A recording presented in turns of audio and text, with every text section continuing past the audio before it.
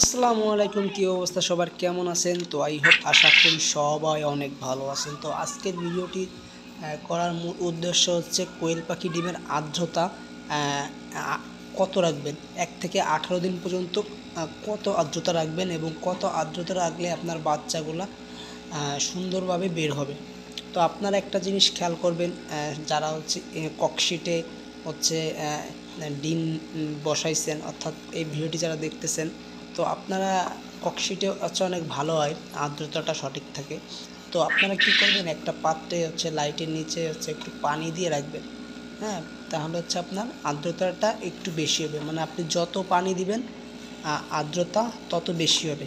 এইটুকু আপনার হচ্ছে একটু খেয়াল করতে হবে যেন আর্দ্রতা সঠিক থাকে। তো আপনি আর্দ্রতা কত রাখবেন, সেটা হচ্ছে 1 থেকে 15 দিন পর্যন্ত হচ্ছে আপনার 50 থেকে 60 রাখবেন। 1 থেকে 15 দিন পর্যন্ত হচ্ছে 50 থেকে 60 রাখবেন। আর বাকি 3 দিন অর্থাৎ 15, 16, 17, 18 এই 3 দিনে আপনারা আর্দ্রতা রাখবেন হচ্ছে 70 থেকে 80। তবে এই 3 দিন আপনি কখনোই ভুলেও ডিম ঘোরাবেন না।